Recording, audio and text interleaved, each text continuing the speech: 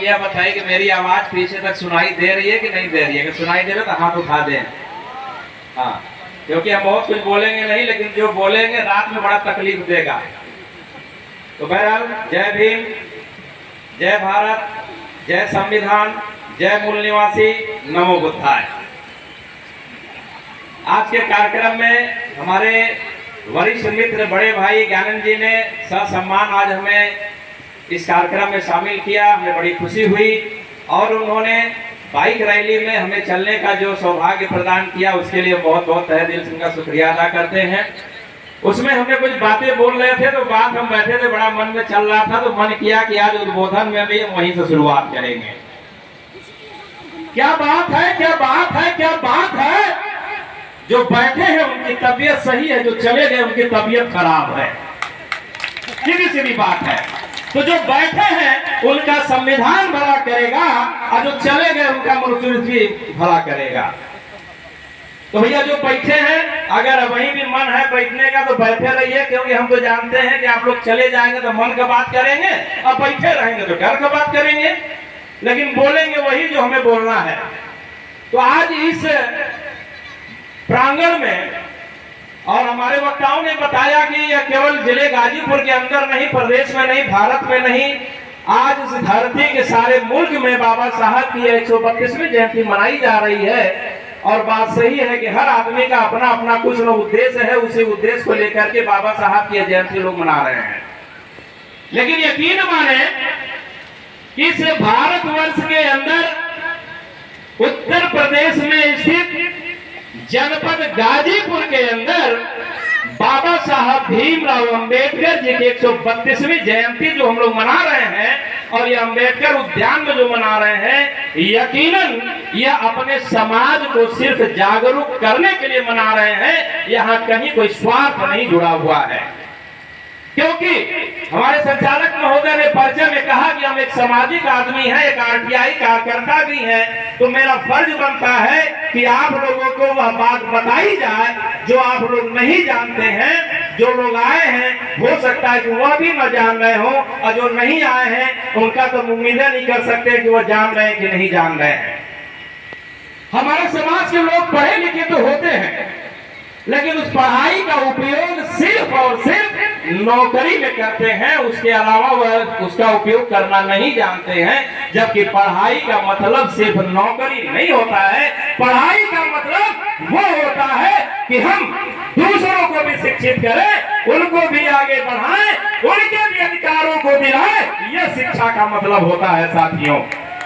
आज हम जो ये नौकरी कर रहे हैं, क्या उन्हें नहीं पता है? चाहे वो आईएएस हो, पीसीएस हो, कलेक्टर हो, जज हो, कमिश्नर हो, शिक्षक हो, कुछ भी हो, क्या उन्हें नहीं पता है कि संविधान खतरे में है? अरे जब संविधान रहेगा तभी तो नौकरी रहेगी। जब संविधान रहेगा तभी तो हम सिपाही दरोगा रहेंगे। जब संविधान रहेगा तभी हम जज और कलेक्टर रहेंगे। संविधान खत्म हो जाएगा तो सारी नौकरी खत्म हो जाएगी। यह बात हमें समझने की जरूरत है। और आज संविधान खतरे में पड़ा हुआ है। जिस बाबा साहब की हम यह जयंती मना रहे हैं, उन्होंने जब संविधान का निर्माण किया था और संविधान को जब लोकसभा में जब पेश किया था, उन्हें यह बात का तनिक भी भरोसा नहीं था कि जिनके लिए हम संविधान बना रहे हैं वो संविधान को बचा लेंगे। इसीलिए उन्होंने अपने जीवन काल में कहा था, लिख दिया था बकायदे, कि अगर हमारे किए हुए कार्यों को आगे नहीं बढ़ा सकते हो तो हमारे ऊपर इतना रहम करना कि उसको वहीं पे रोके रहना। और हम 4 कड़ी उसमें जोड़ के कहते हैं कि अगर रोक भी नहीं सकते हो, बढ़ा भी नहीं सकते हो, तो रोज रोज मरने से अच्छा रात्रि को फांसी लगा के मर जाना। कम से कम इस बात का हमें अफसोस तो नहीं होगा कि हमारा संविधान खतरे में था और हम पढ़े लिखे जाहिलों जैसा व्यवहार कर रहे थे, और संविधान धीरे धीरे धीरे धीरे करके कैंसर की तरह जो है आज हमारे हाथों से फिसलता जा रहा है। और हम मस्त किसमें हैं? हम मस्त हैं उनके बातों में, वह जो रोज मदारी की तरह मदारी दिखाते हैं और हमसे जो है ताली बजवाते हैं। और अफसोस की बात कि हमारे देश का मुखिया भी वही है जो रेडियो पे बैठ करके मन की बात करता है और गरीबों के साथ जो है खिलवाड़ करता है। जिस कानून की बदौलत, जिस संविधान की बदौलत उसको कुर्सी मिला है, उसे भी यह समझ में नहीं आ रहा है कि जिस दिन संविधान खत्म हो जाएगा और मनुस्मृति लागू हो जाएगा, वह मनुस्मृति उस प्रधानमंत्री के पिछवाड़े पे लात मार करके उसको भी भगाने का कार्य करेगा।